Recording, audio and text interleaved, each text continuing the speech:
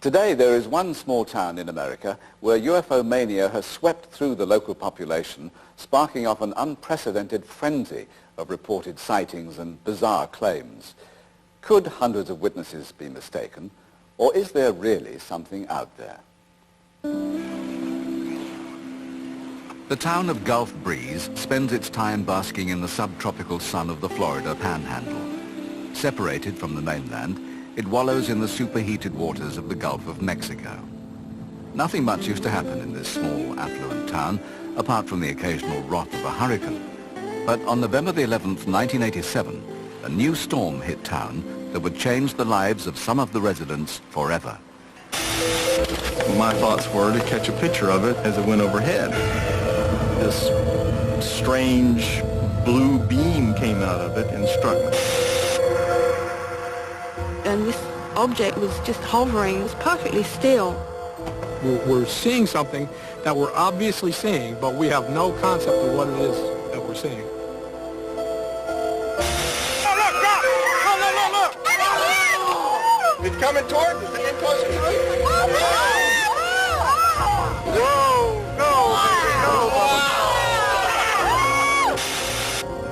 It was a reader's contribution to a local Gulf Breeze newspaper which sparked off a unique phenomenon which would draw in tens of thousands of people. I returned to the office one day and my secretary said that a man had brought in some UFO photographs taken in Gulf Breeze. I looked at them and they were Polaroids, and I felt, how do you fake a Polaroid? My folks stopped in the office and I said, you're not going to believe what we're getting ready to run in the paper this week. And they looked at the photographs and they said, where'd you get these photographs? That's what we saw. And it turns out that they saw the same night, the same craft. I lost all inhibitions about going big with the story, because if you can't trust your mother, who can you trust? The story had a major impact on the town. TV and newspaper reporters flocked to the area to investigate. Report sightings of unidentified flying objects known as UFOs. They weren't the only ones looking into it. Don Ware, a retired colonel in the U.S. Air Force, and Charles Flanagan were sent by MUFON, the international UFO organization, to investigate the origin of the Polaroids. In those photos, there were two key details that was of primary interest to me. One was an electrical junction box that sits high on the pole, and the other was where the photographer had to have been standing behind a cedar tree. The photos had been delivered by a local man, Ed Walters, who said they'd been taken by a neighbor who wanted to remain known only as Mr. X. We were kind of concerned about finding out exactly which neighbor of Ed's was Mr. X and where the pictures were taken. We drove streets at all times of the day looking for those two key objects. Eventually, after 7 or 8 days, we found the location. Lo and behold, it turned out to be Ed's front yard. Ed Walters was a well-known man in Gulf Breeze. A pillar of the community, he employed over 200 people in his successful building firm and had a good reputation, something he didn't want to lose. I was concerned the UFO stigma would stick. And certainly you just don't want to be known as the general contractor who sees UFOs. So when I first went to the newspaper, I said, oh, a friend of mine, you know. But of course, you know, the friend of mine story just never does hold up. With Ed Walters admitting he had taken the Polaroids, the MUFON investigators moved up a gear. Had no idea at all at that point how big this case may become. January 7th, 1988. But as with all investigations, we must remain skeptical, but with an open mind. Well, gentlemen, I believe these are what you came to see. Mr. Walters, you mind telling us how you came to take these photographs? I deal in concrete and steel and real life. And to look out my window at my office at my house and see something unusual didn't necessarily bother me, because normally you would explain it away.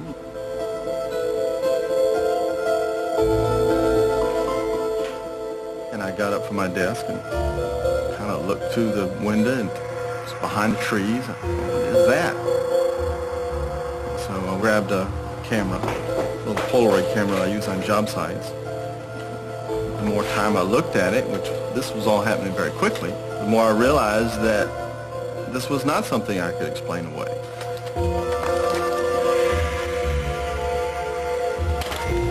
A lot of thoughts went through my mind, and my goodness, could I really be looking at a UFO?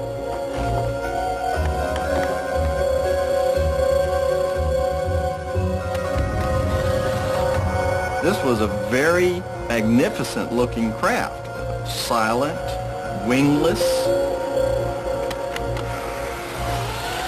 The UFO turned and started in my direction. My thoughts were to catch a picture of it as it went overhead.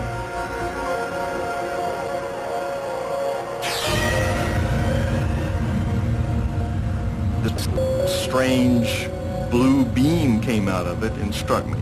Having said that, you must realize that that sounds bizarre to my ears. So I know that somebody listening to me say I was struck by a blue beam, their eyes have got to roll back in their head and go, oh my goodness, this is true. From the initial meeting with Ed Walters, he was extremely cooperative. I found him to be a very detailed individual, and I enjoyed working with him. I would ask Ed the same question 2 or 3 times, only I would word it in different ways. And always it came up with the same conclusion. Ed Walters' pictures also attracted the interest of Dr. Bruce Maccabee, an optical physicist with the U.S. Navy. He's worked, among other things, on the Strategic Defense Initiative, or Star Wars project. He spent over 30 years investigating UFO sightings. A lot of time was spent on the first photograph to determine whether or not it could have been created as a simple double exposure. It seemed to be if not a legitimate photo, if it was a hoax, it was extremely difficult. George Lucas could probably do with the strange light company that he runs, but Ed Walters couldn't do with his little Polaroid. But not everyone was impressed. Ed was accused of hoaxing and publicly ridiculed in the press.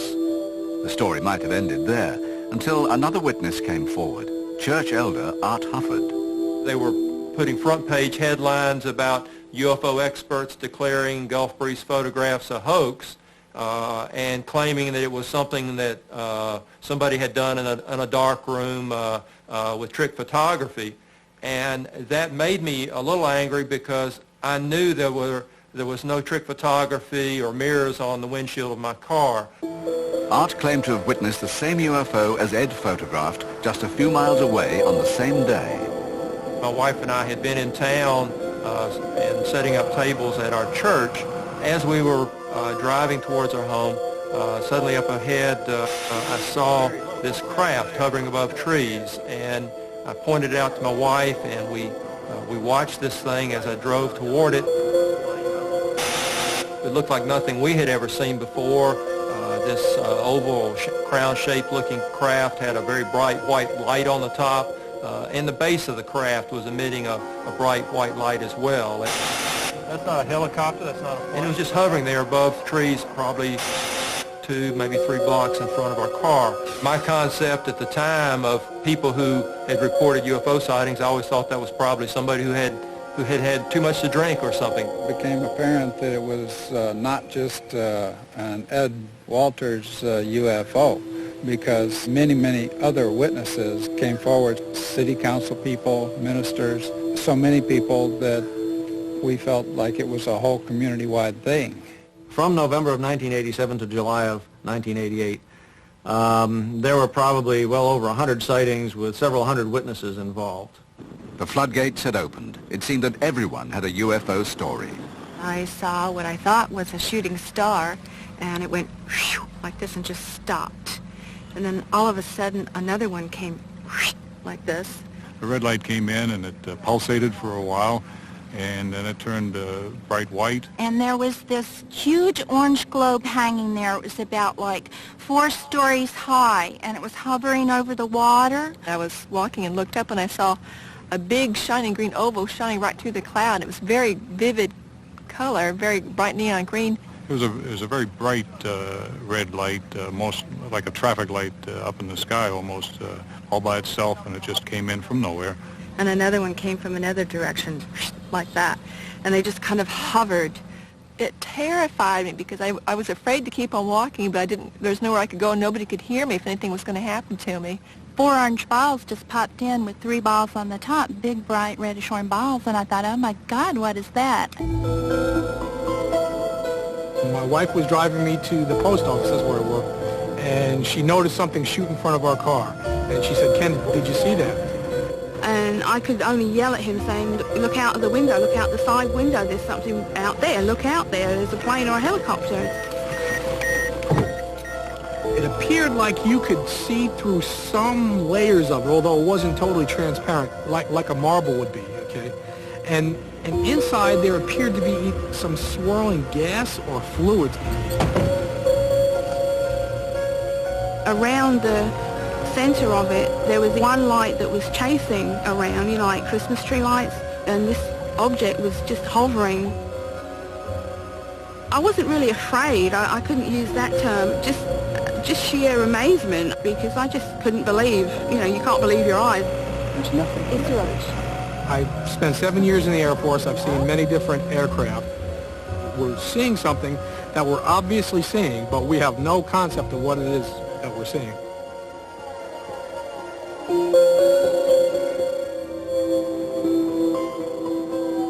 The atmosphere in Gulf Breeze started to reach fever pitch, with people desperate to see their own UFO. Residents started to congregate on the beaches at night and became known as the Sky Watchers.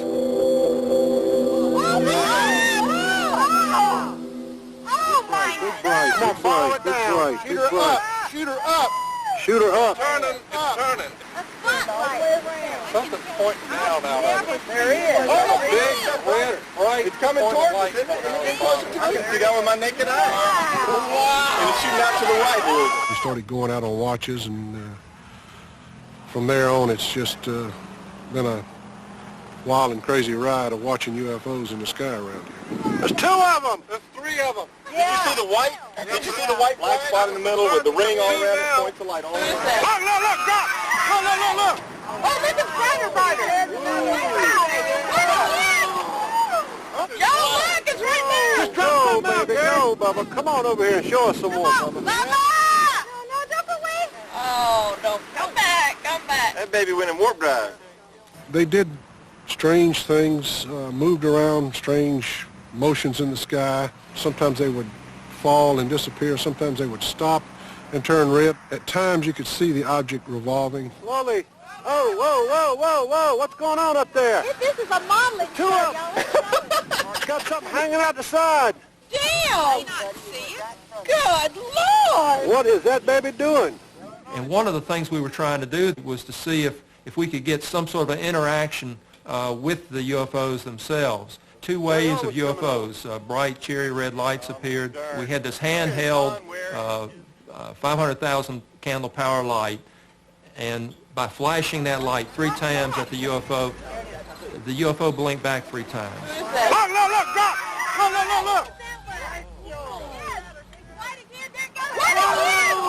It was very profound to have that interaction. So there's some intelligence on the other side of this thing that's aware of us and is responding to us.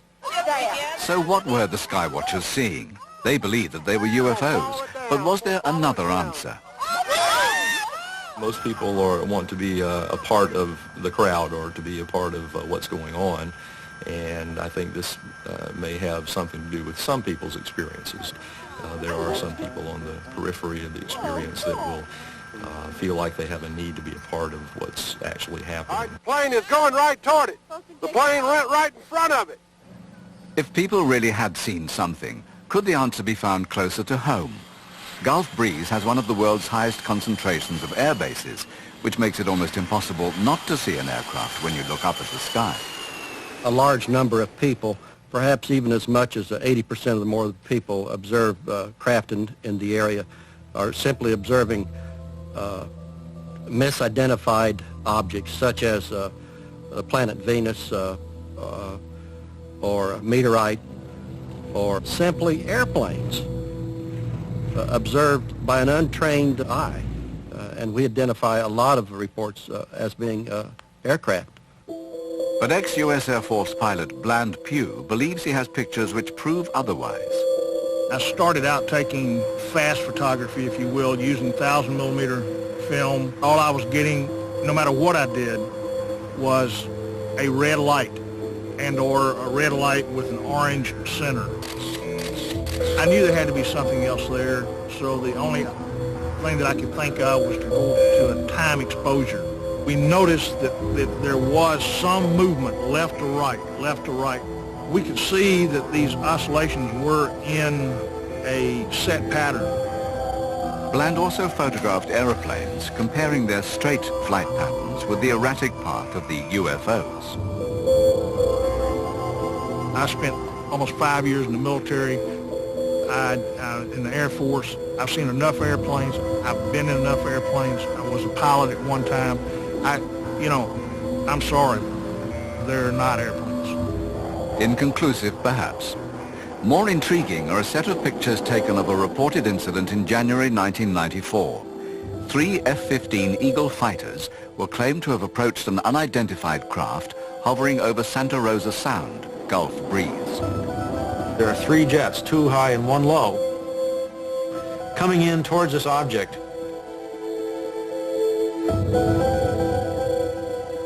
And it turns out that the photo shows the jet actually blocking part of the image of the UFO. This jet flew along and actually made a little bit of a turn around the thing, indicating the guy must have seen it. If the picture isn't faked, could there be a more down-to-earth explanation for the object in the sky? I am now convinced that some major contractors in the US of A are building vehicles that appear similar to some of the UFO sightings. Who's to say that it's not military? However, Gulf Breeze has a population of 30,000 people. I don't think that the military is going to use a populated area of this size to experiment. I just don't believe that. The military remained tight-lipped on the affair. Their only comment is that all investigations into UFOs ceased in 1969. Their silence has been fuel for the conspiracy theorists. Top of their list was an incident involving 6 soldiers from the 701st Army Intelligence Unit based in Augsburg, West Germany. Their job had been to decipher highly sensitive and top-secret radio and satellite transmissions. A group of people who turned out to be military intelligence people who had just plain left their observation post in Germany and come to the United States. They were missing in action for 5 days. The government didn't know where they were. No one knew why, on July the 9th, 1990, the unit deserted, or where they'd gone, until one of them turned up in Gulf Breeze and was arrested by Patrol Officer Donald Stevens. 904-41402, Pilot First Class, quick stop, sir. We talked to this guy, interviewed him, and he just kept telling us, you just don't know what you got. And finally, he gave in and told us that him and 5 other deserters from the Army had stolen some computer chips and some high classified documents involved in UFOs, documents that the government had, and these guys were going to just blow this whole thing open. The rest of the deserters were rounded up at a nearby house. The question on everyone's lips was, what did they know? The NIA was involved, Naval Intelligence, CIA was involved, the FBI was involved, the Army Intelligence, and we had, I bet you, at least 10 to 15 different federal agencies in our police department interviewing these people at the same time. An anonymous letter was sent to the Army and the media demanding the release of the soldiers. If not, documents linking the government with UFOs would be released. 4 days later, the soldiers were freed and given an honorable discharge. that was kind of strange. I was in the military, and you do something like desertion, you know, you would usually get a dishonorable discharge, and it was just hard to believe these guys got a honorable discharge after what they had done. Conspiracy theories, thousands of sightings. Were they just a product of the imaginations of people brought up on Star Trek and E.T.? There has been the suggestion that many of the sightings are a result of people sort of, I wouldn't say mass hysteria, but the excitement of seeing things in the sky. I was riding my bicycle, and a craft did come down and take me, and they were doing surgery on my knees. Whether the stories are true or not, it certainly seems that many people in Gulf Breeze believe they've had a close encounter. This has led to the foundation of a most unlikely support group. I know that I fought them. I mean, I can remember fighting them, you know, because I remember kicking one and I remember punching another one. So I know I fought them. I started this support group about 3 years ago for people who felt that they had been abducted by aliens and taken aboard a craft and had medical procedures performed on them, then brought back. What I was standing at my kitchen window, and one of the little fellows was outside the window, you know, eye high, even though he was really a short fellow. Somehow he was eye to eye with me, and I'm pounding on the blinds and just screaming at him, "Go away, you can't come in." And all his reaction was, you know, just kind of thinking to me was, well, gee, I thought we had some kind of a relationship here. He was surprised that he thought I would ask them in. People can come together and talk with each other about their experiences. So many times if they talk to other people about it, people tell them that they're crazy. Maybe we're not all dealing with the same ETs, you know, maybe they're different. This helps them to talk with each other without fear of ridicule. The little short black ones took us to the ship, and one of the beings came and put their hand on my forehead, and the pain just totally went away. It was like a feeling of euphoria. It was the most wonderful feeling. The support group shows just how far UFO mania has snowballed in Gulf Breeze. But there's an even more startling barometer of the locals' belief that there is something out there. They're joining 5,000 people across America who have taken out insurance against alien abduction. If you find that difficult to believe, take a look at this. It's a policy form issued by the American UFO Abduction Insurance Company of Altamonte Springs, Florida. Motto, beam me up, I'm covered. For $20, your relatives have the comfort of knowing that they will get $10 million if you're carried off. And the only proof required is the signature of the abducting alien.